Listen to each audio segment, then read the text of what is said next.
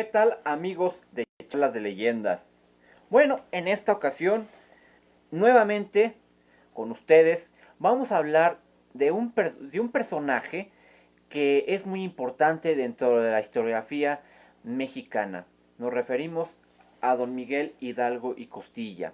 Y bueno, este programa lo transmití aproximadamente, bueno, hablé sobre Miguel, yo creo que un mes, empezando en septiembre. Sin embargo, esta transmisión la hicimos a través de Zoom. Es una transmisión que fue un poco complicada, esa transmisión. Sin embargo, también a partir de ahí empecé a manejar todos los personajes a través de Facebook Live. Bueno, pero este programa me faltaba. Al final de cuentas, es importantísimo hablar de Miguel Hidalgo y Costilla. Y bueno, la historia de Miguel Hidalgo y Costilla, vamos a empezar a hablar, obviamente, desde su infancia. Miguel Hidalgo y Costilla llevó por nombre Miguel Gregorio Antonio Ignacio, ¿cómo se me fue? Miguel Ignacio Gregorio Antonio Hidalgo, Costilla, Gallaga, Mandarte y Villaseñor. Villaseñor es muy importante.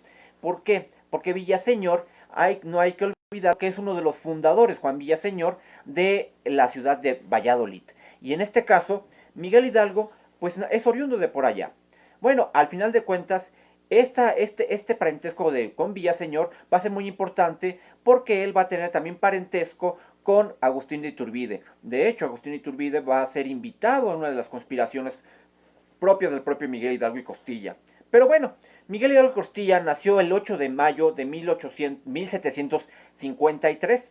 Realmente era una persona no tan vieja para el momento en que inicia el movimiento de independencia de México. Estamos hablando de una persona de 57 años de edad, que si uno ve su imagen, pues más bien parece el abuelito de la nación, porque es una persona realmente sumamente mayor como se ve.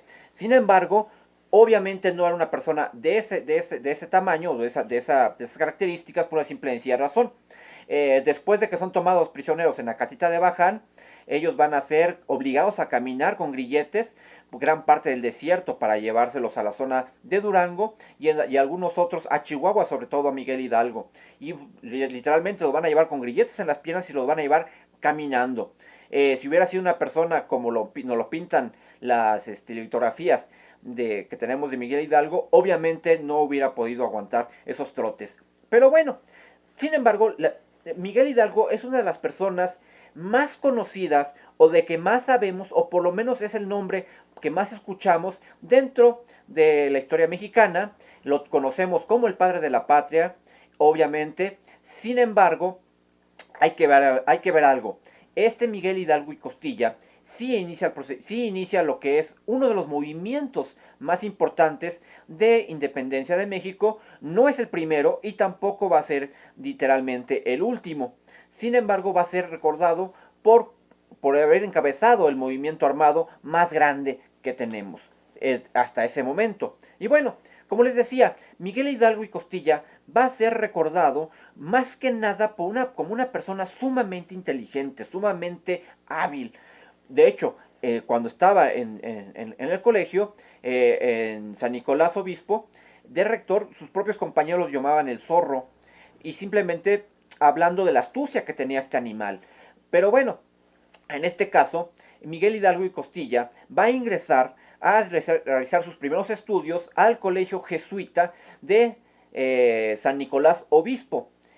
Bueno, ahí, a los 17 años, estamos hablando de que ya era profesor de teología, lo que nos dice que era una persona sumamente inteligente. Además, que él va a estar en ese momento, 1700, cuando él está estudiando en 1767, es cuando se hace la expulsión de los jesuitas de todos los territorios españoles, tanto de la península como de las provincias de ultramar, y en este caso también de la Nueva España. Bueno, entonces esta parte le va a tocar a Miguel Hidalgo vivirla. Él va a estar dentro de esta parte de que son expulsados los jesuitas. Sin embargo, él va a llegar a ser, como les digo, profesor de teología dentro de la propia escuela de San Nicolás Obispo, y además posteriormente él va a obtener el puesto en 1788 de rector del Colegio de San Nicolás, ya como cura y como obviamente como director. Este cargo lo va a ocupar aproximadamente durante 4 años.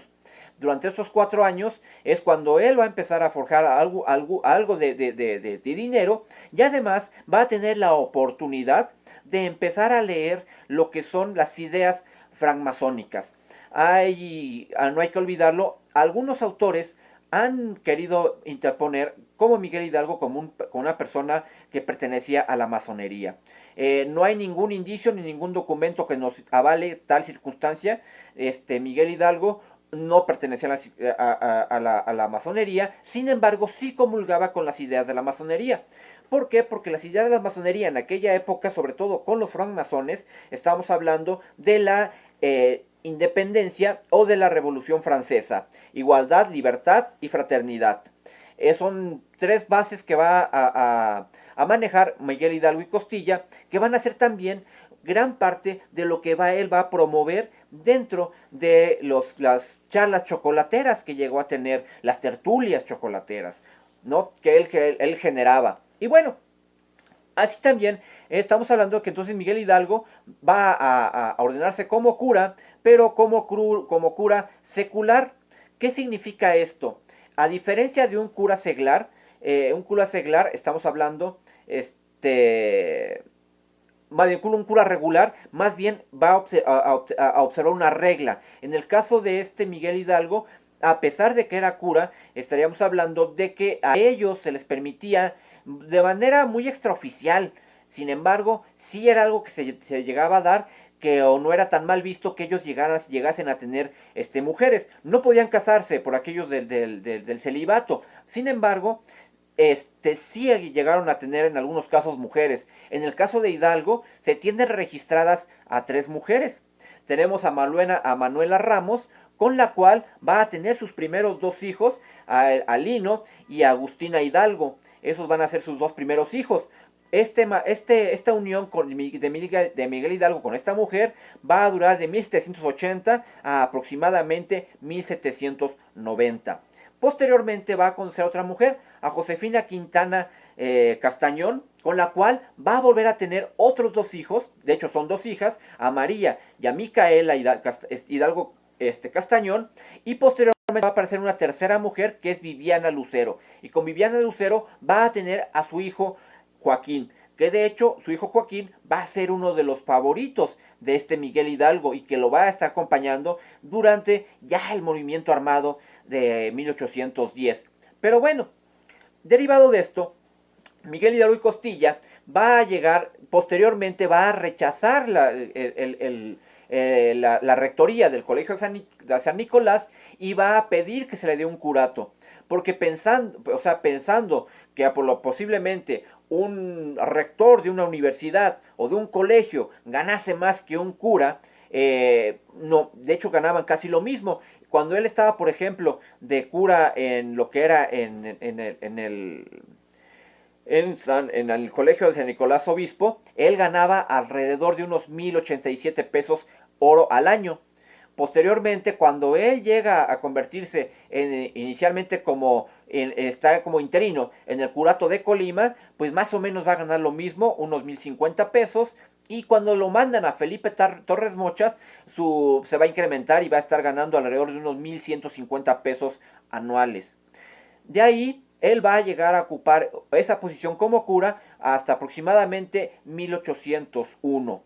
Para entre 1801 y 1803, literalmente no va a tener trabajo Miguel Hidalgo, y es cuando él se va a dedicar a buscar a convertirse en hacendado. No hay que olvidar que Miguel Hidalgo, él nace en la hacienda de San Diego Recorralejo, perteneciente a la intendencia de Guanajuato en aquella época, donde muy cercano a Pénjamo, donde él, de hecho, va, su familia, que es su padre, que es Cristóbal Hidalgo, él va a tener por encargo la administración de la hacienda de Corralejo. De hecho, si todos me imagino que somos aquí de la Ciudad de México, perdón, de aquí de la República Mexicana, podemos ver que hay una marca de tequila, la botella azul alargada, que es Tequila Corralejo. Si uno le ve, si uno lo checa a detalle y ve lo que está inscrito en la parte frontal de esa botella, uno va a ver que hay un emblema, y ese emblema hay una firma. La firma, si uno la aprecia, pues es la firma de Miguel Hidalgo. Aunque Miguel Hidalgo, literalmente, él nunca administró la hacienda de Corralejo. Lo único que se recuerda que él vivió en la hacienda de Corralejo, él nació en la hacienda de Corralejo y su padre fue el encargado de la hacienda de Corralejo. Posteriormente esa hacienda sería adquirida por don Cristóbal Hidalgo. Sin embargo, eso fue con el tiempo. Pero en esos 2 años que Miguel Hidalgo y Costilla se dedica a no estar en el clero, tiene la ocurrencia, junto con sus dos hermanos, con Joaquín y con Mariano, de convertirse en hacendados. Y lo que van a hacer, van a comprar cada quien una hacienda. Santa María, Santa Rosa y Taximaroa de Jaripeo, que va a ser realmente conocida como la hacienda de Jaripeo. Esta hacienda de Jaripeo, no hay que pasar desapercibido el hecho que es colindante con la hacienda de El Apeo. La hacienda del Apeo perteneció a don Agustín de Iturbide. Al final de cuentas, eran vecinos Miguel Hidalgo y Agustín de Iturbide. Y por las edades, además de ser parientes, posiblemente, más bien Miguel Hidalgo debió haber sido más amigo de don Joaquín Iturbide que de Miguel Hidalgo. Sin embargo, había un parentesco por ahí. Como les digo, Miguel Hidalgo y Costilla, su último apellido es Villaseñor, y en el caso de la mamá de doña Josefa, Aramburu, era también descendiente de Juan de Villaseñor, como les digo, fundador de la ciudad de Valladolid. Pero bueno, Miguel Hidalgo y Costilla, al final de cuentas, cuando él en 1800 se encuentra despachando en el curato de allá de Zacatecano, de San Felipe, Torres Mochas, él va a ser invitado a inaugurar una iglesia, la iglesia que estaba advocada a Nuestra Señora de Guadalupe, donde él va a ser el primer padre o la misa inaugural la va a oficiar él. Y en ese oficio de misas, él va a agarrar, y después de oficiar la misa, imagínense que se hacía la misa, se hacían las celebraciones eclesiásticas, y un par de días después de que terminaban las celebraciones eclesiásticas, lo que se dedicaba uno a hacer era pasar a las celebraciones civiles derivadas de la propia iglesia. No hay que olvidar que en aquella época la parte civil y la parte religiosa literalmente estaban muy entrelazadas. De hecho, eso va a desvanecerse hasta el año de 1857, ya con las leyes de reforma, donde la Constitución de 1857 se va a convertir en la primera Constitución que ya no tiene la intolerancia religiosa. Sin embargo, anterior a eso, solamente se toleraba una religión, y en este caso se toleraba única y exclusivamente la religión católica. Por eso no era raro que una celebración litúrgica o una celebración eclesiástica se llevara también de la mano con algunas festividades que tuvieran que ver con la parte civil. Y bueno, y en esta parte civil, cuando se hacen las celebraciones para la inauguración de esta iglesia, resulta que la parte que se le va a encargar a Félix María Calleja del Rey, que era en este caso el principal jefe militar realista o del rey en la zona de Zacatecas, y además él va a encargarle a un amigo de él y además subordinado de él, que tenía fama de excelente jinete y de excelente vamos a llamarlo, actualmente digamos que es un charro, pero dominaba perfectamente las suertes charras, y de hecho la anécdota nos dice que él podía agarrar y dominar a un toro con sus propias manos. Va a encargarle precisamente a este personaje el que se preparen las fiestas bravas para organizar la celebración civil, y este personaje va a ser don Ignacio Allende. Bueno, y ahí con este Ignacio Allende va a estar obviamente en estas fiestas charras o en este jaripeo que se va a organizar allá en Zacatecas. va a conocer Miguel Hidalgo, va a compartir el palco de honor con don Antonio Riaño, con Agustín, con José María Calleja del Rey, que posteriormente se convertirá en su peor enemigo y al final de cuentas el que termina de alguna u otra forma liderando los ejércitos que le van a propinar la derrota en Puente de Calderón. Pero bueno, en este caso, Félix María Calleja del Rey va a compartir ese escenario con Miguel Hidalgo. Les digo, va a estar a final de cuentas don Antonio Riaño, don Félix María Calleja, Miguel Hidalgo, y en algún momento como dirigente de este jaripeo o como organizador de esta fiesta va a estar también Ignacio Allende. Entonces, para 1800 es que Miguel Hidalgo se va a conocer con Ignacio Allende. Y bueno, de este conocimiento no va a surgir una amistad, simplemente se van a conocer, van a platicar y de alguna u otra manera Ignacio Allende va a conocer algunas ideas revolucionarias que tenía Miguel Hidalgo, sobre todo, como les comentaba, porque Miguel Hidalgo estaba inmiscuido en lo que era específicamente el estudio de que sería la Ilustración francesa, porque Miguel Hidalgo pues leía a Jacob Rousseau, a Montesquieu, inclusive a Jean-Baptiste Poquelin, que nosotros lo conocemos como Molière, y derivado de estas lecturas es que Miguel Hidalgo, estando en lo que es San Felipe Torres Mochas, lo que se conocía en su casa de Hidalgo como la pequeña Francia, él va a agarrar y va a establecer una especie de teatro para educación y llevar la cultura, en este caso, a todos los sectores de aquel momento, porque de hecho llegaba a ocupar naturales o gente del pueblo para poder establecer sus obras de teatro. Y entre las obras de teatro que va a montar, obviamente en aquella época se montaban obras de teatro de algún sainete de Sor Juana Inés de la Cruz, algo de Juan Ruiz de Alarcón. Sin embargo, Hidalgo no va a hacer eso. Hidalgo lo que va a hacer, va a agarrar y va a establecer obras de teatro específicamente de Molière o Jean-Baptiste Poquelin, Juan Bautista Poquelin. Y estas obras, obviamente, las obras de Molière estaban obras que estaban cargadas de crítica social y sobre todo con las estructuras del poder.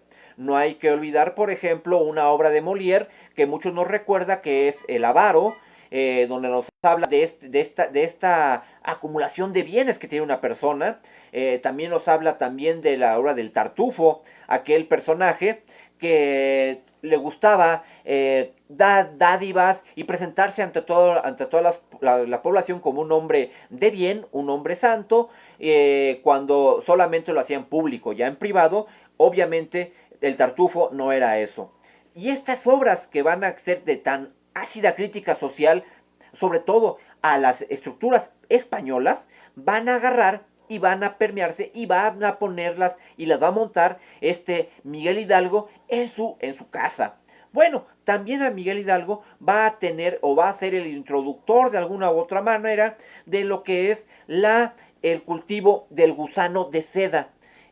Al final de cuentas es esta parte. Sin embargo, cuando Miguel Hidalgo empieza a ocuparse realmente de la hacienda de Jaripeo, resulta que él va a agarrar sus ahorros, va a ver que está en remate la hacienda de Jaripeo, va a dar un enganche de esta hacienda de Jaripeo, y este enganche, que es aproximadamente, la hacienda realmente costaba 31,062 pesos, estamos hablando de aquella época, pesos oro. Sin embargo, Miguel Hidalgo de esa cantidad solamente va a quedar a deber 7,000 pesos. Se decía que en aquella época una buena hacienda o una hacienda, por muy mal que le fuera o por muy regular que fuera, ella tendría que tener una renta, una utilidad o una renta anual aproximada del 5%, lo que nos llevaría a creer que la hacienda de Jaripeo para el año de 1801-1802 debería estar produciendo al año alrededor de unos 1,500 pesos, por lo menos. Sin embargo, la hacienda no producía eso. Por el contrario, la hacienda, en lugar de producir 1,500 pesos anuales, lo que producía era 500 pesos anuales. Y esos 500 pesos anuales, Miguel Hidalgo, cuando llega otra vez, que lo vuelven a poner como cura, él, bueno, literalmente él va a tomar el interinato de un curato. El curato que va a tomar, resulta que el padre José Joaquín Hidalgo había muerto.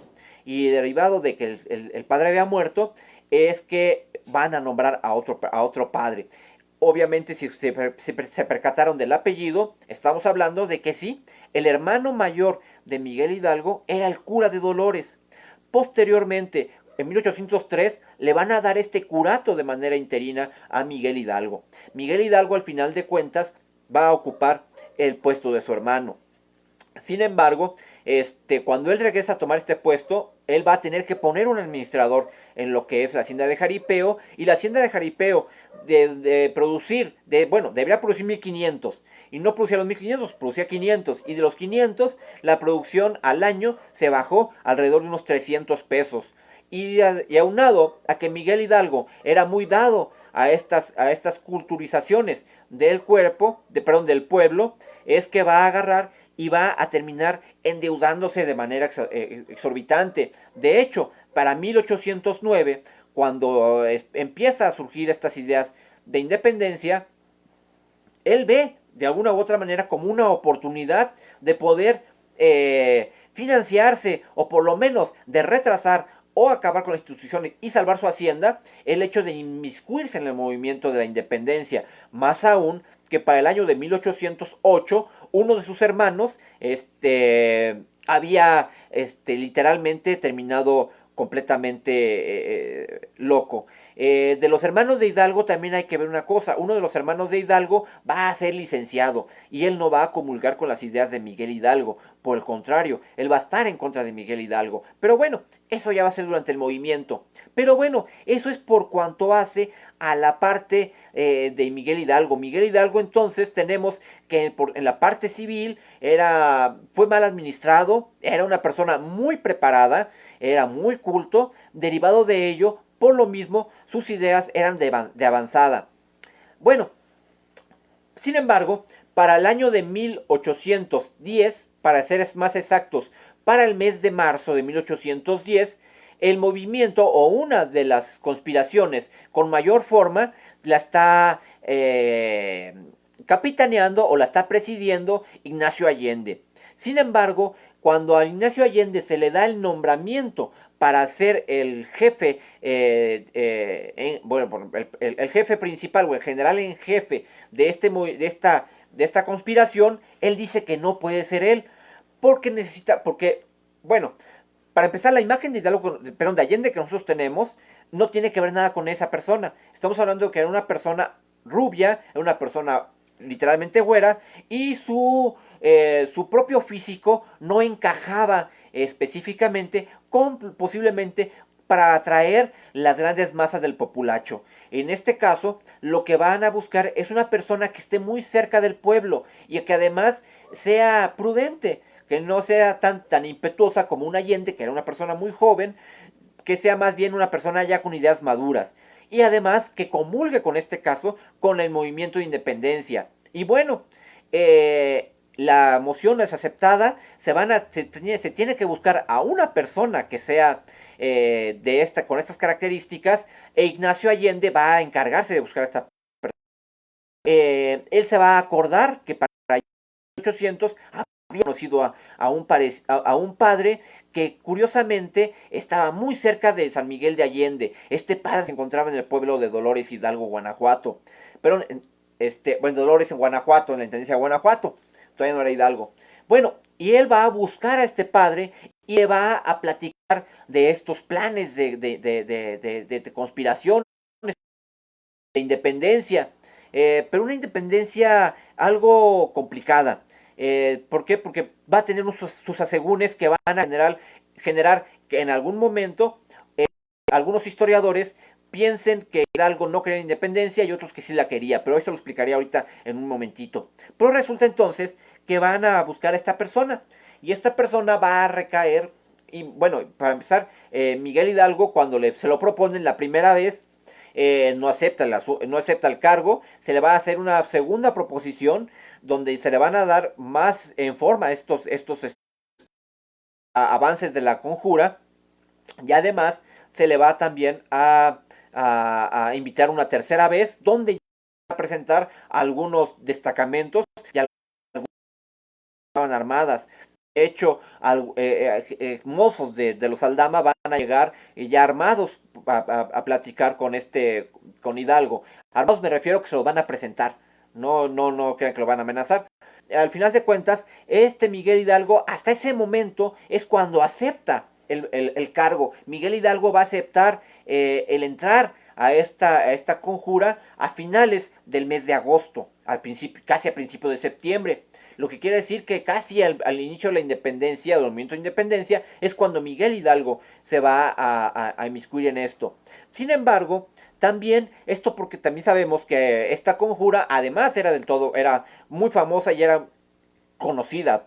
Lo que pasa es que le faltaban elementos para poder enjuiciar a los conspiradores.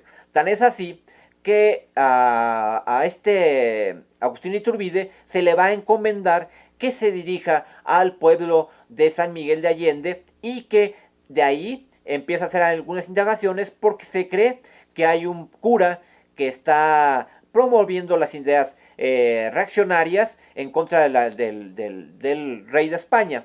Ahora, hay que ver una cosa. Para 1808 estamos hablando de que se da lo que es la invasión napoleónica a lo que son los territorios peninsulares de España. Derivados de esta invasión que se da en España, es que se van a generar específicamente, sobre todo para Francia, el interés no solamente de España, sino específicamente también el de la Nueva España. Napoleón tenía la falsa idea o el falso concepto de que la Ciudad de México literalmente se encontraba sobre montañas de plata y que todavía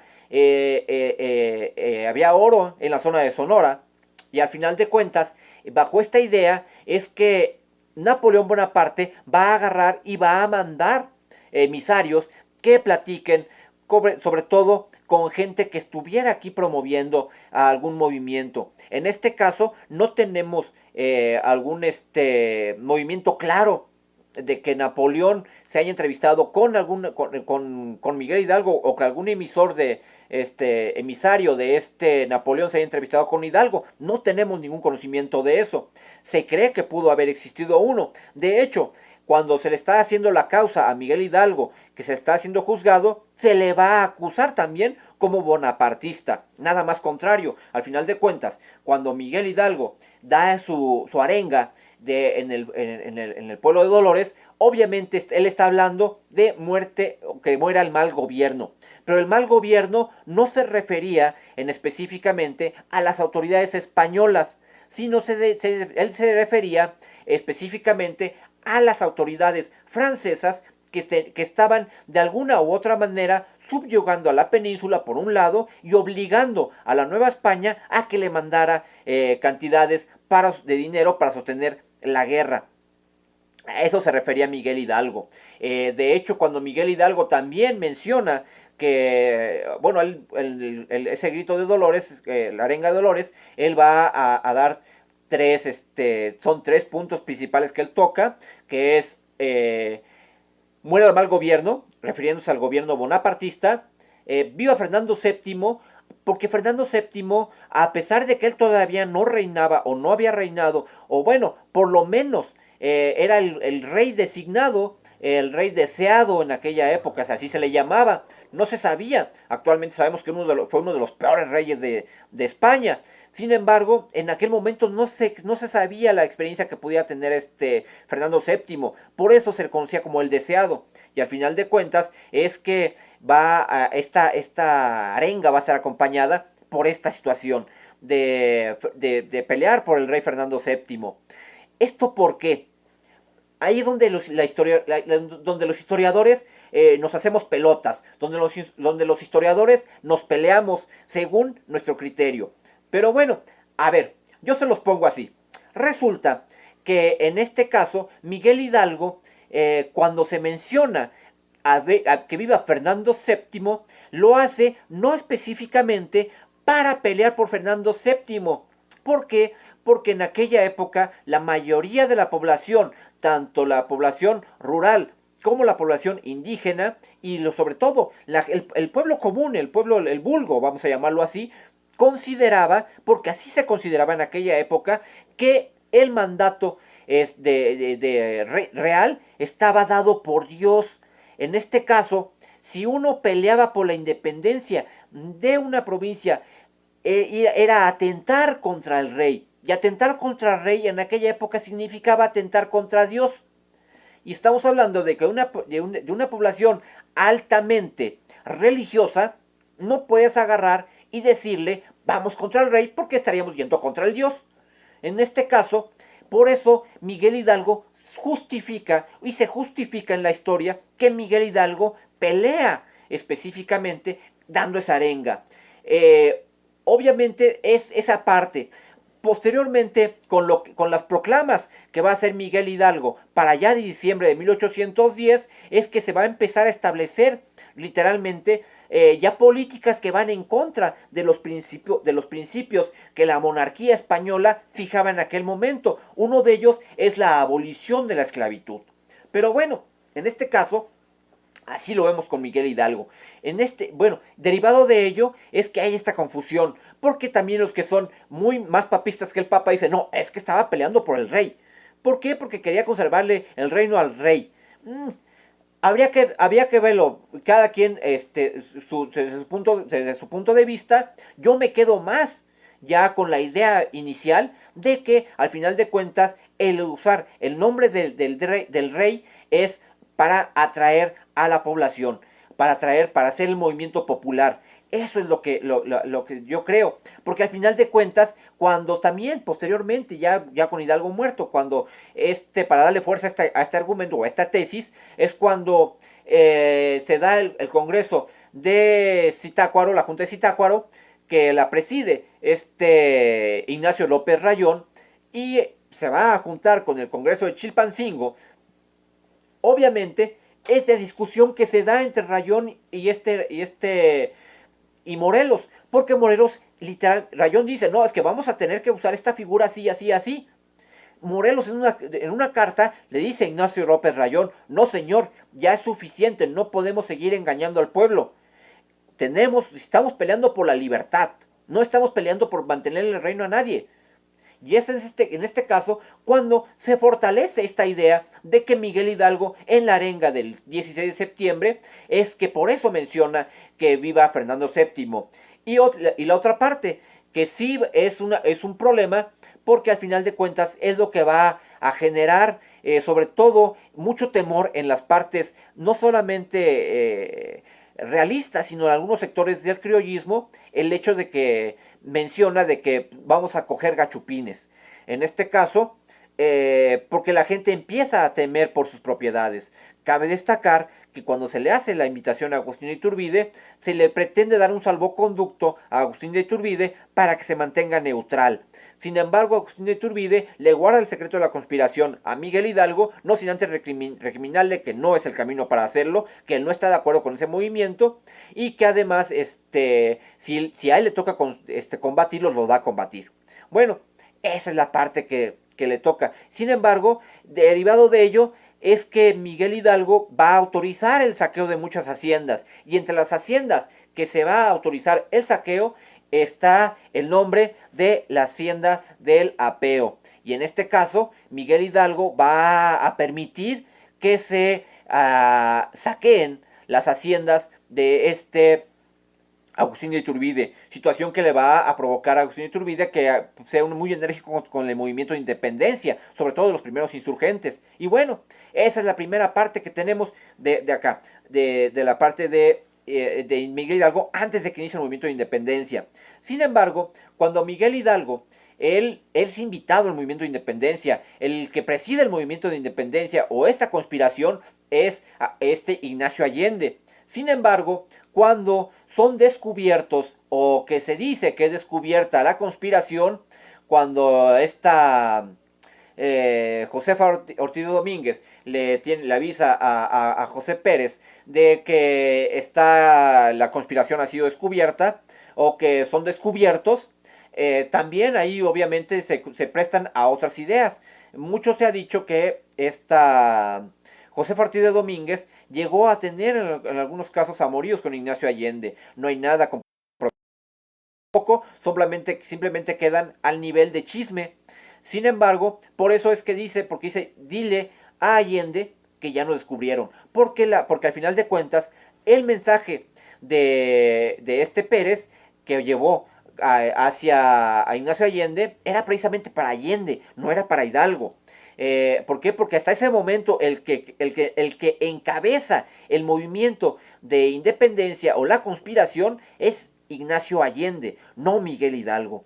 Miguel Hidalgo, en ese momento, esas horas de cuando le notifican, cuando se hacen sabedores de que la conspiración ha sido descubierta, es cuando posiblemente es en esas pequeñas horas, estamos hablando de que Juan Aldama y Pérez llegan con Ignacio Allende a las 2 de la mañana, para las 3 de la mañana están platicando ya con Miguel Hidalgo.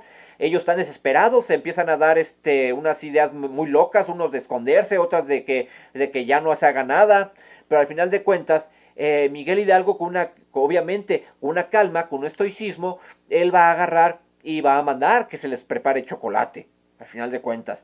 Miguel Hidalgo, una característica que tenía es que le encantaba el chocolate y para él no concibía la vida sin chocolate.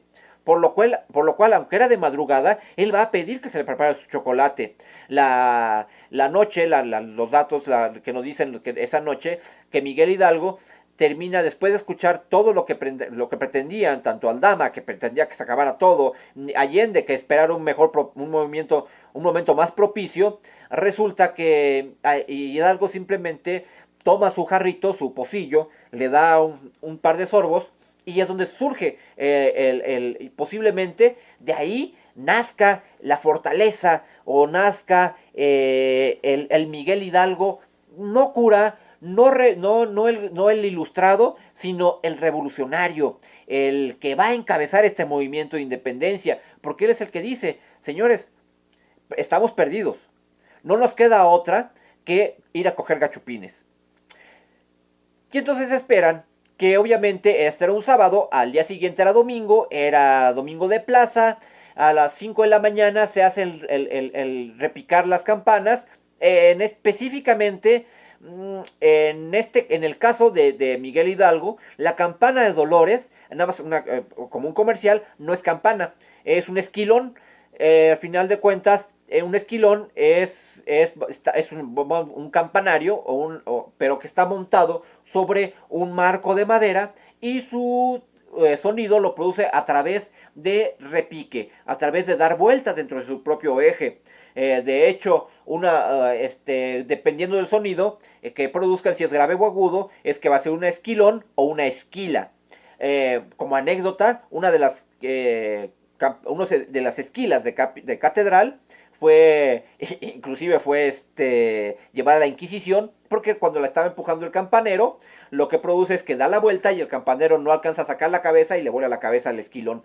Bueno, en este caso, y así generaban el movimiento y el sonido, los esquilones, dando vueltas sobre su propio eje.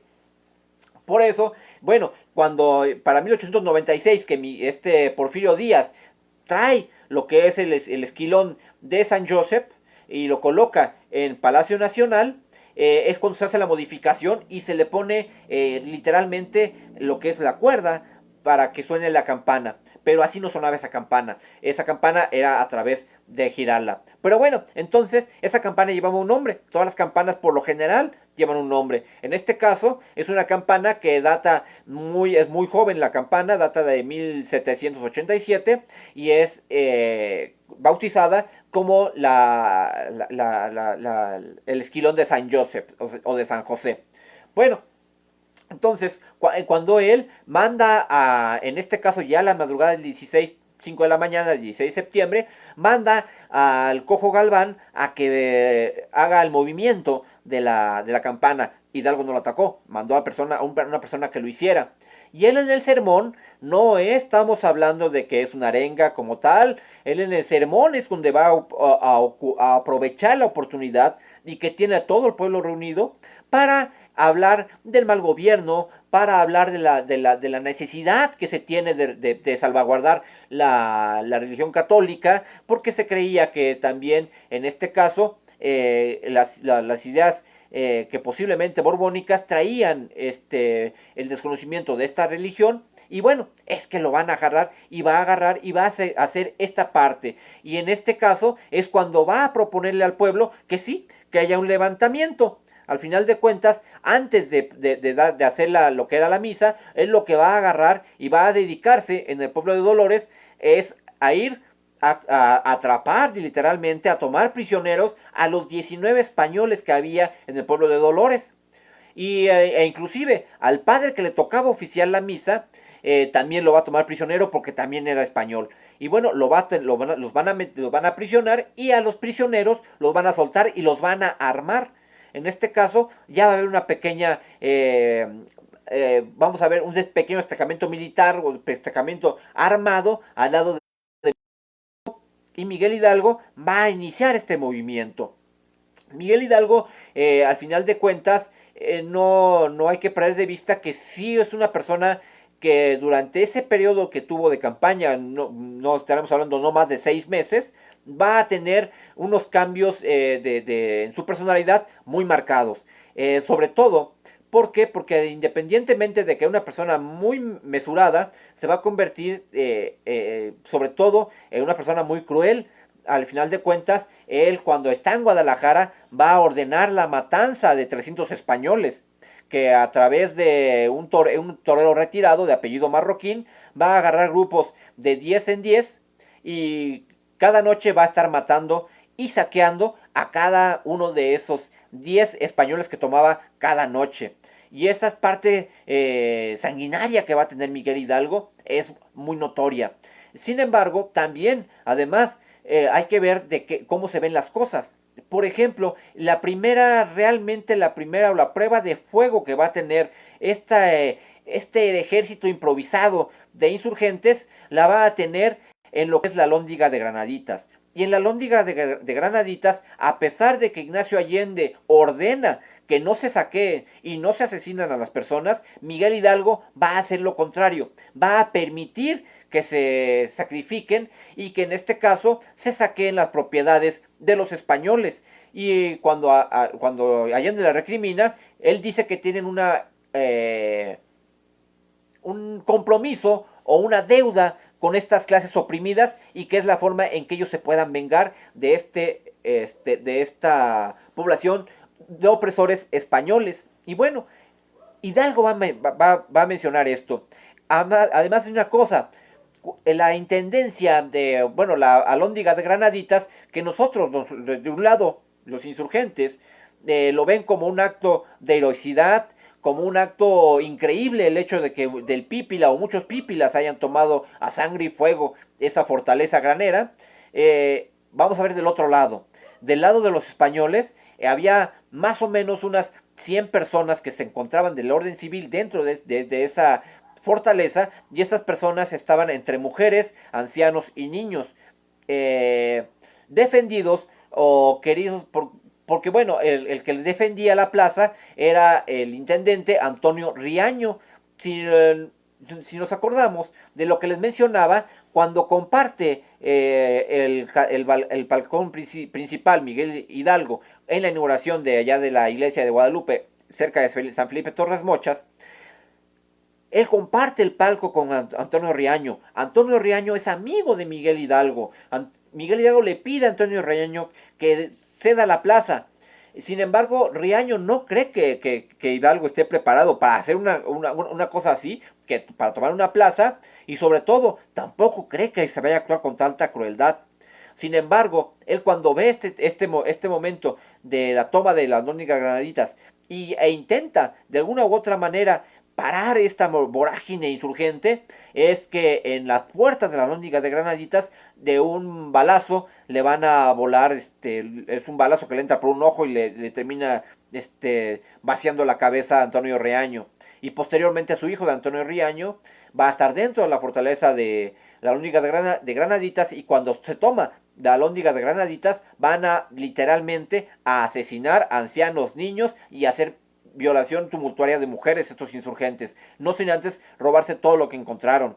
Este acto de saqueo, de tanta hazaña que van a usar los insurgentes, le va a pesar a Miguel Hidalgo, sobre todo al final cuando va a ser enjuiciado. Pero bueno, así va a darse la historia con Miguel Hidalgo. Miguel Hidalgo posteriormente, él va a agarrar y va ya a tomar y comandar estos ejércitos. ¿Por qué? Porque la indecisión de Allende, que había generado el 16 de septiembre, va a ser obviamente sustituida por la decisión y el arrojo de Miguel Hidalgo. Miguel Hidalgo obviamente es una persona que no conoce los principios militares ni cómo llevar una guerra. Él simplemente cree que una muchedumbre de más de 80,000 personas pueden someter a cualquier ejército. Bueno, vamos a ver que los ejércitos que defendían, por ejemplo, la Ciudad de México, no ascendía a más de 3,000 personas, por lo que era realmente un ejército muy pequeño. Un ejército que va a estar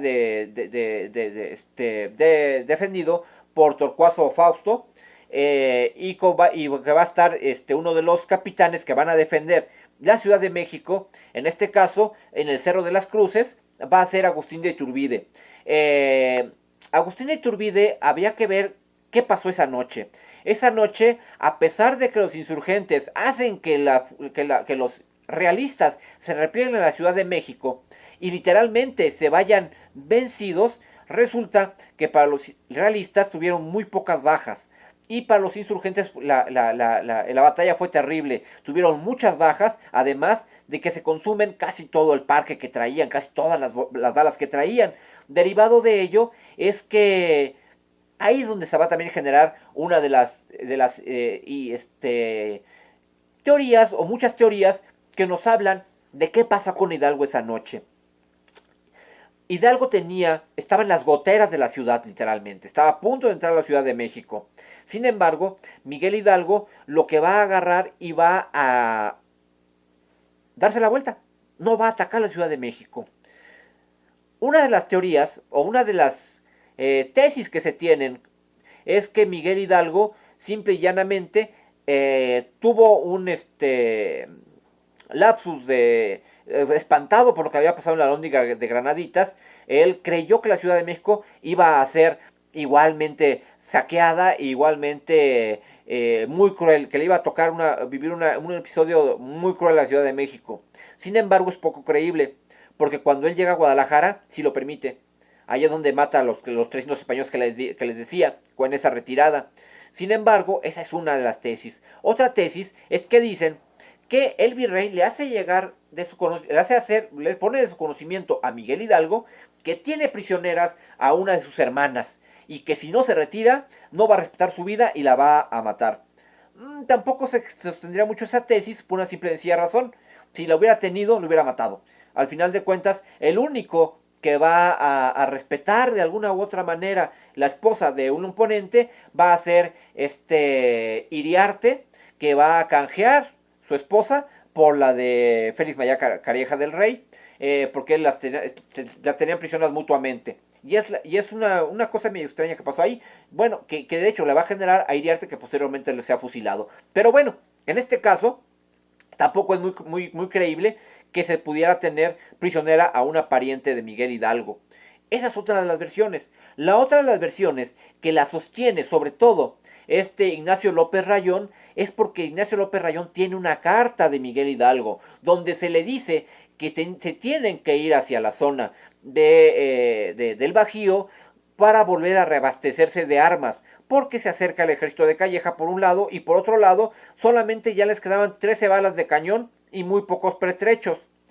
Eso es una de las tesis que posiblemente dentro de la insurgencia mejor se manejó, o por lo menos de ahí se fundamenta en la retirada que van a tener hacia la zona de Querétaro otra vez. Sin embargo, también es poco creíble, porque cuando son vencidos en Aculco hay más armas de las que se dice que no había. Entonces resulta que tampoco. Posiblemente el hecho de que Miguel Hidalgo no haya tomado la Ciudad de México es algo que jamás vamos a saber exactamente. Podemos decir que fue por falta de parque, podemos decir que fue por temor a Félix María Calleja del Rey, quién sabe, podemos decir que por una pariente, o simplemente podemos decir para evitar una matanza. De cualquiera de las cuatro teorías podemos decir que son válidas y son falsas, porque al final de cuentas no tenemos algo contundente para decir cuál fue. La más contundente, como le decía, y eso por la carta, pero es una carta que Hidalgo le está mandando a López Rayón, lo que estaríamos hablando de que al final de cuentas es comunicación entre ellos, de alguna u otra manera para justificarse.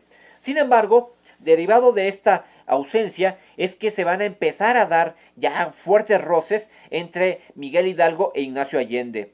Roces que cuando llegan a Aculco se van a literalmente a pelear el mando va a seguir estando en manos de Miguel Hidalgo. Miguel Hidalgo lo que va a hacer literalmente se va a topar con los ejércitos de Félix María Calleja del Rey y van a ser vencidos totalmente por un ejército de 6,000 hombres contra un ejército de 80,000 que traían los insurgentes, pero un ejército totalmente desorganizado.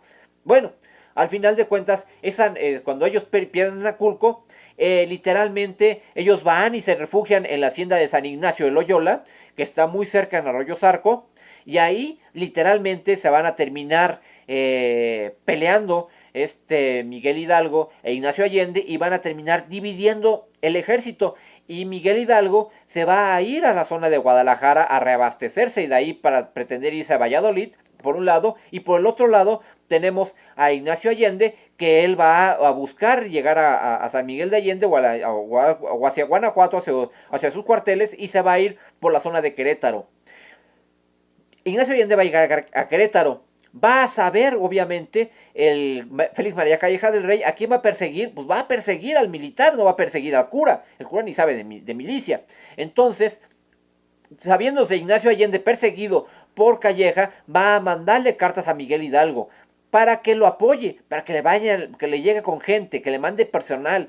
Y lo que va a hacer Miguel Hidalgo abiertamente le va a recriminar a Ignacio Allende diciéndole que es un cobarde, que lo que quiere es lucimiento propio. Y a partir de ahí va a ser literalmente una relación terrible. Después de estas cartas es que Ignacio Allende va a agarrar ya a su hijo Indalecio y a Ignacio López Rayón, y él mismo se van a quedar cada uno con una botellita de veneno. Veneno que en la mejor oportunidad le sería suministrado a Miguel Hidalgo. Estamos hablando de que ya los insurgentes, después de Aculco, pretendían matar a Miguel Hidalgo. Sin embargo, todavía van a tener una oportunidad de una especie de reconciliación. Se va a dar en Guadalajara, cuando Ignacio Allende sale huyendo de Querétaro. Se va a refugiar a Guadalajara, donde está Miguel Hidalgo, y obviamente ahí nuevamente se van de alguna u otra manera, en medio se van a limar asperezas, pero asperezas que obviamente van a ser terribles.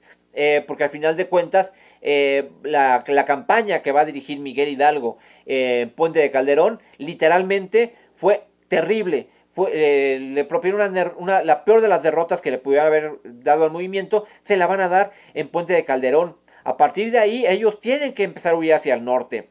En lo que es en las zonas de Coahuila, van a literalmente a separar el ejército. Van a dejar van a mandar a la ciudad de Fresnillo a Ignacio López Rayón para que defienda la ciudad, esa parte de la ciudad, y ellos se van a encaminar hacia el norte a reabastecerse de armas. Van a ver la manera si el presidente de Estados Unidos puede llegar a apoyar el movimiento de independencia y darle suministros al ejército insurgente. Y bueno, el ejército va a ser dividido. Ignacio López Rayón, por ejemplo, va a quedarse con 1,000 hombres y va a alcanzar a recuperar y salvar algunas posesiones que tenía, sobre todo de numerario y de barras y tejos de plata que traían los insurgentes y algunos cañones. Pero bueno, sin embargo, ellos van a llegar, obviamente van a estar subiendo, bueno, van a ir dirigiéndose hacia el norte, y va en la hacienda de Paredón. Literalmente se va a dar un encontronazo entre Ignacio Allende y Miguel Hidalgo donde Ignacio Allende literalmente va a despojar del mando y de cualquier autoridad a Miguel Hidalgo, e inclusive a su hermano Mariano Hidalgo, que acompañaba a Miguel Hidalgo, le van a quitar la tesorería. Bueno, Miguel Hidalgo a partir de ese momento va a volver a hacer ese vamos a llamarlo, ese cura de Dolores nuevamente. La parte despótica que él llegó a tener se le va de alguna u otra manera se va a empezar a olvidar. No hay que olvidar tampoco que el nombre de Su Alteza Serenísima se le va a dar en la ciudad de Guadalajara, y se la va a dar el Amo Torres, un guerrero y cacique de allá de Guadalajara. Bueno, sin embargo, ya estando en Paredón, va a ser tomado prisionero Miguel Hidalgo. Miguel Hidalgo ya va a ir en calidad de prisionero. Cuando ellos, inclusive, ellos van, cuando llegan a la zona de Chihuahua, van a empezar a llegar a las norias de Chihuahua, y van a llegar específicamente a la zona de Acatita de Guadalupe de Baján. Bueno, sin embargo, uno de los jefes insurgentes o jefe realista que lo había apoyado el movimiento es Gregorio Elizondo. Gregorio Elizondo, cuando toma prisioneros a los insurgentes, los va a tomar uno a uno. En este caso, cuando se hace la narración o la crónica que nos dan de esa mañana del 21 de marzo de 1811, es que inicialmente en los primeros 3 carruajes van los jefes de la insurgencia. Sin embargo, no es sino hasta posteriormente, cuando empiezan a llegar la gente montada, es que llega Miguel Hidalgo. Miguel Hidalgo no iba en carruaje, Miguel Hidalgo iba siendo custodiado por el torero marroquí que le había servido tanto en Guadalajara. Bueno, ahora era su celador, era su guardia, el que lo estaba custodiando, era su custodio. Al final de cuentas, él ya va como prisionero. Cuando lo toman prisionero a Miguel Hidalgo, él no pone ninguna resistencia, él sabe que está de alguna u otra manera perdido, él ya simplemente cambió de manos, él ya era prisionero de sus compañeros insurgentes y va a convertirse en prisionero, pero ahora de sus enemigos, ya no solamente de sus amigos. Pero bueno, y así se va a dar. Bueno, a partir de ahí empezamos en una etapa de Miguel Hidalgo, una etapa sobre todo ya de reconciliación con él mismo. Él sabía que de alguna u otra manera estaban perdidos, sabía que la vida la tenían comprada, ya la tenían dada, que le habían perdido la vida, que solamente era cuestión de tiempo para que se llevara a cabo su ejecución. Bueno, entonces se van a agarrar y se van a hacer los juicios en contra de los insurgentes. Obviamente los insurgentes van a ser muchos van a ser juzgados en Monclova, otros van a ser llevados los de menor rango van a ser llevados a Durango, y en este caso los clérigos de alto rango van a ser llevados a la zona a Chihuahua. Pero bueno, derivado de esto, cuando se hacen las declaraciones que se le pregunta a Ignacio Allende sobre el movimiento, Ignacio Allende va a aceptar que el movimiento lo llevaba a él va a mencionar que invita a Miguel Hidalgo, menciona la fecha en que invitan a Miguel Hidalgo, él dice que la autoría de todo ese movimiento le correspondía a él, a Ignacio Allende. Sin embargo, cuando le toca a Miguel Hidalgo hacer sus confesiones, ¿qué creen? Va justamente va a mencionar cada y una de las cosas que dijo Ignacio Allende como si lo hubieran planeado. Obviamente la verdad no se planea, simple y llanamente dijeron la verdad.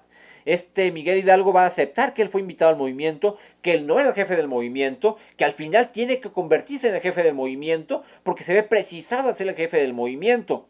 Por esa razón es que Miguel Hidalgo es que toma parte del movimiento, pero también va a decir que él ya iba en calidad de prisionero, que él ya no tenía rango alguno, que no tenía cargo alguno dentro de la insurgencia. Sin embargo, va a hacer de alguna u otra manera, va a hacer literalmente, ya tener la sentencia en contra de ellos, y va a ser condenado a muerte. Sus compañeros, y Juan Aldama, Ignacio Jiménez, Mariano Jiménez y Ignacio Allende, un mes antes, habían sido fusilados y les habían retirado la cabeza De hecho, era la consigna. Bueno, sin embargo, para Miguel Hidalgo, el día 26 de julio del año de 1811, le es llevada a cabo o le es leída la sentencia de muerte. Sin embargo, el juicio que se le lleva a Miguel Hidalgo se le lleva siendo a un sacerdote. Es condenado a muerte aún siendo sacerdote. Pero no se puede, de alguna u otra manera, condenarse o no hay manera de que un pelotón de fusilamiento se atreva a atentar contra la vida de un hombre de Dios. Por lo que se tiene que llevar un juicio o un procedimiento de degradación. Y este procedimiento de degradación se va a dar 3 días después. Se va a dar el día 29 de julio de 1811. Y este procedimiento que se da es sumamente traumático el procedimiento porque consistía en que a las 6 de la mañana se prepara la mesa, una mesa con 2 candelabros, un santísimo puesto en el centro de la mesa, con 4 sillones, con el juez de cargo, con el fiscal eclesiástico y 2 oidores más.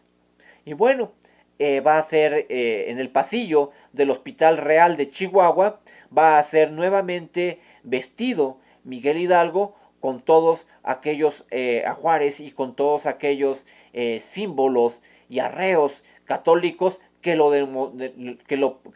denotaban como sacerdote. Hagan de cuenta que lo van a preparar como si fuera un sacerdote que fuera en ese momento a dar misa. Sin embargo, lo que se pasó, que una vez que estaba vestido, lo pasan a la sala, y en la sala lo obligan a que se hinque, y una vez hincado Miguel Hidalgo, va a ser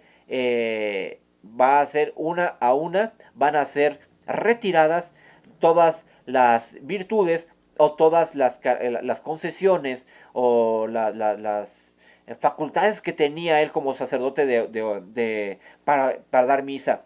Va a hacerle a él, le va a hacer inicialmente, le va a hacer retirada la casulla, posteriormente le van a quitar el alzacuellos, le van a quitar la sotana, le van el padre que encargado de la degradación a repudiar a Hidalgo en nombre de Dios, y en este caso con un cuchillo le va a raspar las manos a Miguel Hidalgo para que a través de eso Miguel Hidalgo, esas manos que habían sido ungidas en algún momento dado para poder dar los santos óleos y hacer las consagraciones en la liturgia, esa potestad le sea retirada, y la forma de retirárselo era haciéndole sangrar las manos. Literalmente era decirle que con este cuchillo te quito la gracia de poder impartir liturgia. Después de eso, algo que también se le hace a Miguel Hidalgo, que poco se menciona: Miguel Hidalgo literalmente va a ser rapado. Le van a cortar el cabello, porque él, a pesar de que tenía una calvicie parecida a la mía, él tenía la parte lateral de su cabello con el cabello largo, un cabello que le llegaba a los hombros. Sin embargo, cuando le es retirado este fuero eclesiástico, le va a ser cortado el cabello. ¿Por qué? Porque era la forma de retirarle la coronilla sacerdotal que tenía para poder dar misa, esa parte que se le unge en la cabeza a los sacerdotes en la consagración para poder dar misa, le va a ser retirada a través de pelarle el cabello a Miguel Hidalgo. Pero bueno, eso se da para el día 29 de julio. Para el día 30 de julio, a las 7 de la mañana, sacan un pelotón de fusilamiento, y obviamente ya Miguel Hidalgo, sin ser sacerdote, va a ser fusilado. Él va a ser sentado en una silla, le van a cubrir los ojos. Sin embargo, cuando sale la primera descarga de balas, simple y llanamente lo van a herir, pero no lo van a matar. La imagen es dantesca, porque cae Miguel Hidalgo y la venda se le mueve. Entonces Miguel Hidalgo alcanza a ver a sus captores, a sus ejecutores, a ese pelotón de fusilamiento. Y ese pelotón de fusilamiento se percata que Miguel Hidalgo lo está viendo. Ellos tienen que darle una segunda ráfaga de balas y total, que tampoco le perforan los pulmones, pero no lo matan. No es hasta el momento, en una tercera descarga, que se acercan al cuerpo de Miguel Hidalgo y literalmente a quemarropa le disparan en el corazón. Solamente así pueden acabar con la imagen con la presencia de Miguel Hidalgo y Costilla. Cabe destacar que el cuerpo de Miguel Hidalgo y Costilla todo ese día 30 va a quedar ahí tirado en la parte en el pabellón de ejecución. Ya al día siguiente va a ser colocado en la vista del público por lo menos una semana y después le va a ser arrancada la cabeza, le va a ser cercenada la cabeza, va a ser metida en un costal de sal y esta cabeza va a ser enviada a la Alhóndiga de Granaditas para que sea compañera de sus otros 3 amigos que en vida siguieron el movimiento de independencia. Ahora, sin embargo, esto tenemos algunas interrogantes sobre Miguel Hidalgo y Costilla. ¿Quién fue Miguel Hidalgo y Costilla? Me refiero físicamente, ¿cómo era? Bueno, una imagen de Hidalgo como tal no la tenemos. Hay una figurilla de unos 30 centímetros de Hidalgo, que es una talla en madera, pues obviamente no se alcanzan a ver perfectamente los rasgos de una talla así, porque es muy pequeña. Y además, no sé si ustedes conozcan, es como un camafeo, lo que se usaban aquí, las mujeres sobre todo, para conservar las fotos. Ahí hay un camafeo donde está la imagen de un bachiller, en este caso es Miguel Hidalgo, pero muy joven. Se le ve, lo único que se le alcanza a ver es la nariz aguileña. La descripción que tenemos de Miguel Hidalgo nos las va a dar gente que sí lo conoció, gente que de alguna manera estuvo cerca de él o por lo menos tuvo contacto físico con él. Y uno de los principales personajes que lo va a describir es don Lucas Alamán, aquel apoderado de los bienes de Hernando de Cortés y considerado como el mejor o el más grande de todos los conservadores. Va a darnos una descripción de Miguel Hidalgo. Nos dice que era una persona de cabello entrecano, lo que nos dice que no era canoso, no era cabello blanco, lo tenía gris posiblemente el cabello Miguel Hidalgo, porque era entrecano, que sí sí habla de la calvicie de Hidalgo, habla de una nariz aguileña, no una nariz europeizada, como siempre todas las figuras lo muestran, sino era una nariz aguileña, en el propio camafeo aparece como una nariz aguileña. Además, lo dice que era de poco cuello, o sea que estaba como que medio jorobadito, y además, que era una persona de ojos claros, de ojos azules. Esa es la imagen que tenemos, que nos da, por lo menos, Lucas Alamán sobre Hidalgo. Sin embargo, la figura o la idea que tenemos nosotros de Miguel Hidalgo en la actualidad nos viene posteriormente. Resulta, bueno, el grito de independencia o el grito, la arenga de independencia se empezó a celebrar desde 1812 a instancias de Ignacio López Rayón. Es hasta 1840 cuando esta celebración se lleva ya de una manera más oficial y se daba en la Alameda, en donde actualmente está el hemiciclo a Juárez. Ahí se daba inicialmente lo que era la arenga de 16 de septiembre. Y es hasta 1867 cuando ya se celebra en forma, pero en 1865 cuando se celebra más en forma, y es a través de Maximiliano de Habsburgo, que es el que va a agarrar y va a llevar la fiesta a Dolores, en la intendencia de Guanajuato, en Dolores, Guanajuato. Sin embargo, hay que ver una cosa. Si a alguien le tenemos que deber la imagen que tenemos de Miguel Hidalgo, se la debemos a Maximiliano de Habsburgo. Maximiliano de Habsburgo es el que se encarga de buscar o de mandar buscar una persona o algo que se encajara a lo más que se podía de la descripción de Miguel Hidalgo. Bueno, si tienen una pluma donde apuntar, les recomiendo que apunten este nombre. El nombre es Samuel Hahnemann. Para mayor referencia, búsquenlo como el padre de la homeopatía. Bueno, Samuel Hahnemann es un personaje cuando uno lo ve, literalmente está viendo a Miguel Hidalgo. Bueno, porque resulta que un viejito que había andado allá con Miguel Hidalgo cuando era joven, le presentan una serie de fotografías para saber cómo era Miguel Hidalgo. Cuando le muestran la imagen de Samuel Hahnemann, él la ve y dice, así era Hidalgo. Ah, igualito era Hidalgo. Bueno, pues la imagen de Miguel Hidalgo que tenemos al día de hoy pertenece específicamente a la imagen de Samuel Hahnemann, el padre de la homeopatía. Es la imagen que tenemos actualmente de Miguel Hidalgo. Y bueno, Miguel Hidalgo, ya para concluir, para no alargarnos más con este asunto, Miguel Hidalgo, si bien no sabía lo que hacía, su movimiento al final de cuentas va a retrasar la independencia de México. Miguel Hidalgo, él va a ser de alguna u otra manera una víctima dentro de toda esta vorágine independentista o de toda esta vorágine insurgente. ¿Y por qué le llamo víctima? Porque él creyó que podía lograr una independencia de lo que era el reino de España. Él soñó con un país de alguna u otra manera que tuviera cierta característica, si por lo menos no alejado de España, por lo menos sí lejos del yugo español. En este caso Miguel Hidalgo es muy ingenuo porque va a creer que la muchedumbre lo va a seguir. La muchedumbre solamente lo siguió o lo seguía mientras había algo que robar.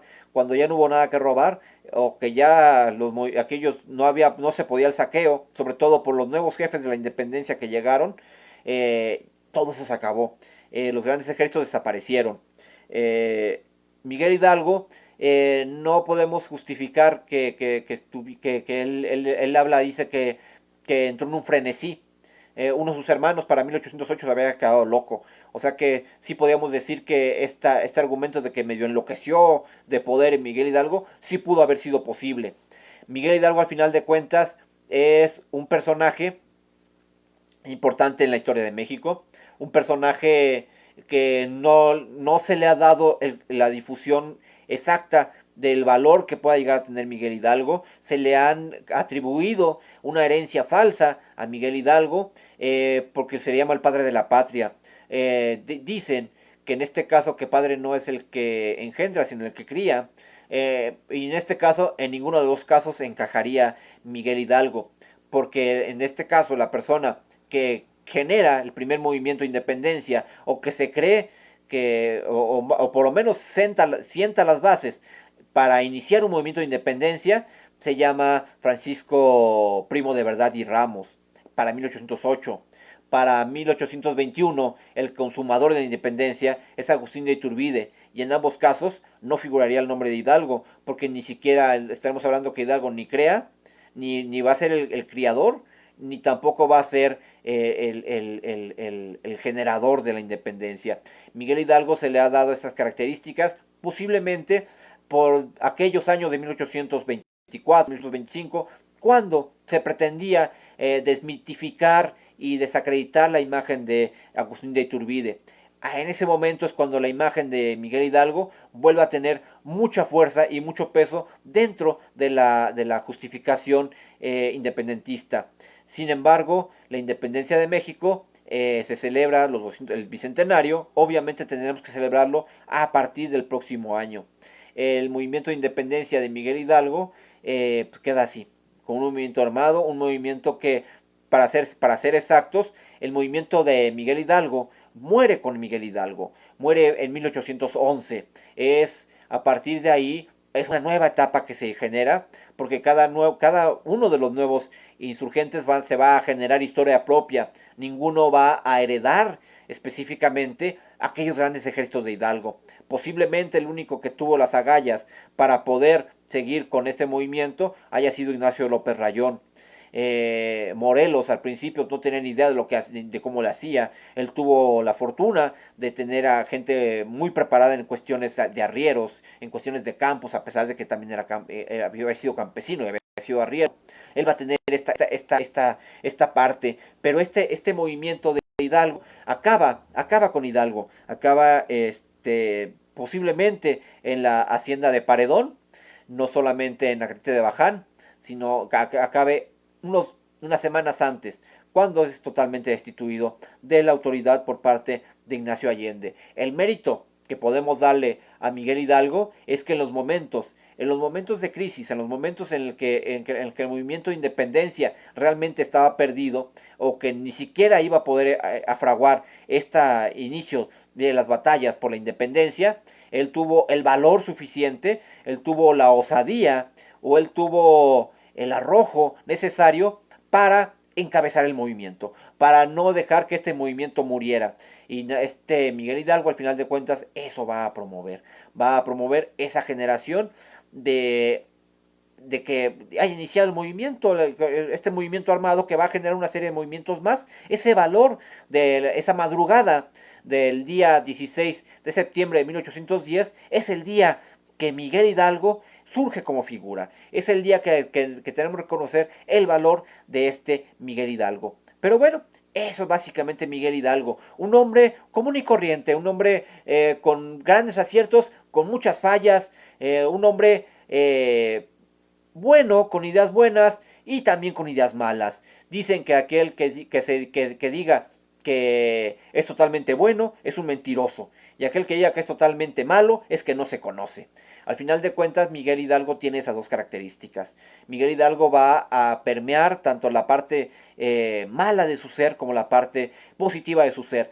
Miguel Hidalgo sí vale la pena que sea un personaje recordado dentro de la historia, que se deben de valorar nuevamente esa parte que tiene Miguel Hidalgo dentro de esta historia de México, porque al final de cuentas no es el padre de la patria, pero sí es el iniciador de este movimiento, o de la serie de movimientos que nos van a generar el movimiento de independencia. Y bueno, esto es lo que tendríamos que hablar sobre Miguel Hidalgo y Costilla, primo de Ignacio Allende. Al final de cuentas, es la parte de la historia que tenemos. Un hombre con hijos, un hombre que dejó descendencia, un hombre que supo manejarse en todos niveles, en las altas esferas, en las bajas esferas, un hombre que quiso ser hacendado, un hombre que falló como hacendado, un hombre afín, ¿no? Eso fue Miguel Hidalgo.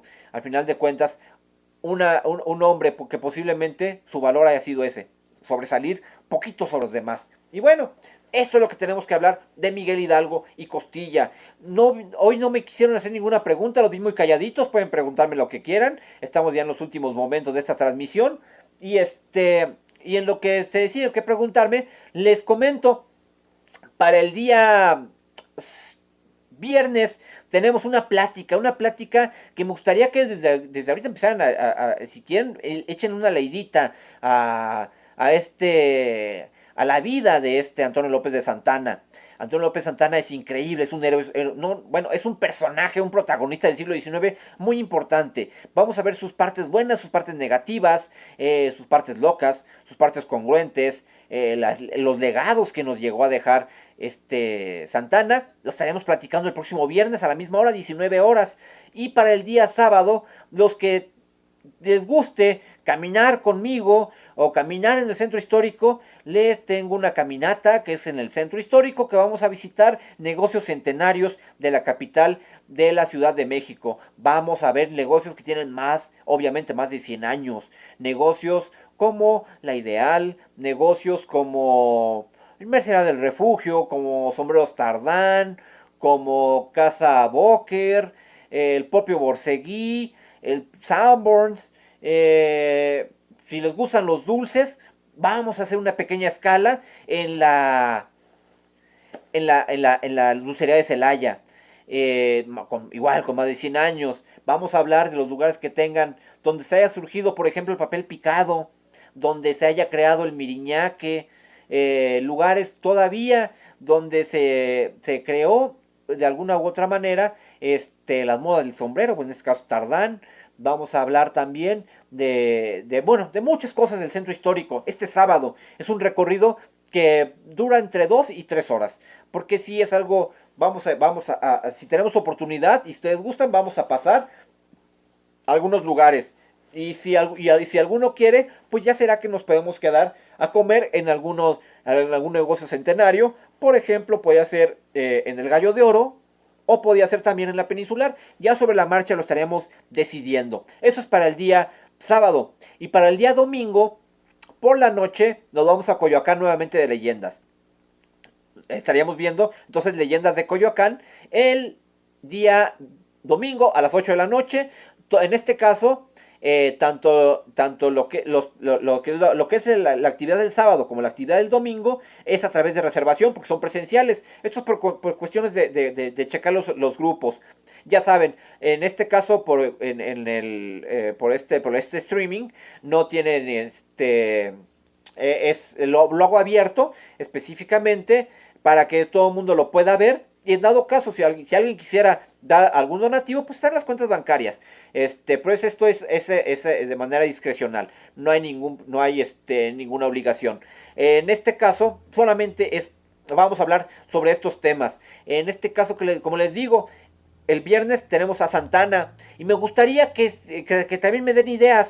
Porque ya estamos hablando de que entramos ya en el mes de octubre y en octubre estamos a un pasito de noviembre. No sé si les gustaría que, bueno, los miércoles, en este caso nada más repetí el programa, bueno, el título, el tema. En este caso, los miércoles voy a empezar pláticas también, pero igual como charlas, pero son pláticas de la revolución. Vamos a empezar a calentar este ambiente para el 20 de noviembre. Vamos a hablar de lo que significó la revolución en la Ciudad de México, en la República Mexicana y qué se consiguió con ella. Vamos a platicar un poquito de Porfirio Díaz. La próxima semana empezamos específicamente con Porfirio Díaz. Así que de una vez vayan apuntando que el miércoles tenemos plática de Porfirio Díaz a esta hora. Y para el próximo viernes estaremos viendo todavía algún personaje de la independencia, posiblemente, no sé todavía, son charlas chocolateras, habría que ver todavía qué podemos hablar de esta independencia de México que se nos va. Posiblemente hagamos un resumen de todo lo que es el movimiento de independencia para el día próximo viernes, ya para cerrar este ciclo de charlas chocolateras independentistas. Y empezaríamos obviamente ya con otros datos. Hoy, por ejemplo, 7 de octubre, lo que es ay, se me fue el nombre. Ahorita les digo, que me acuerdo. No me acuerdo, se me fue la palabra. Bueno, hoy conmemoramos, o recordamos, más bien, de manera, pues, recordarla. Hoy tenemos que es el aniversario luctuoso de Belisario Domínguez, a manos de Aureliano Urrutia, unos meses después de lo que fue la escena trágica, donde se presume que se le corta la lengua a Belisario Domínguez, lo que realmente no sucedió. Pero bueno, eso es básicamente lo que tenemos para la semana. No vi preguntas. Bueno, de todas maneras, cualquier pregunta, cualquier comentario que quieran hacer ustedes sobre Miguel Hidalgo, les digo, queda abierto el programa, queda subido en la página para que ahí ustedes hagan sus comentarios y yo posteriormente estaré checando personalmente cada uno de los comentarios y si quieren de manera personal estaríamos sacando algunas dudas sobre esta plática. Y bueno, esta plática se las debía porque es Miguel Hidalgo y bueno, al final de cuentas ya está más que hablado Miguel Hidalgo. Y bueno, entonces ya lo dejo descansar, los dejo de atormentar por el día de hoy y estaríamos platicando entonces el próximo viernes sobre Antonio López de Santana o el próximo miércoles sobre Porfirio Díaz. Pero bueno, eso será para la próxima semana. Por lo pronto, no me queda otra más que desearles buenas noches y agradecerles su preferencia a esta página de charlas de leyendas, que este proyecto de difusión cultural e histórico que estamos manejando a través de estos medios electrónicos. Agradeciendo su presencia y recordándoles que estamos en contacto con ustedes. Bueno, pues muchas gracias y muy buenas noches. Que descansen. Hasta luego.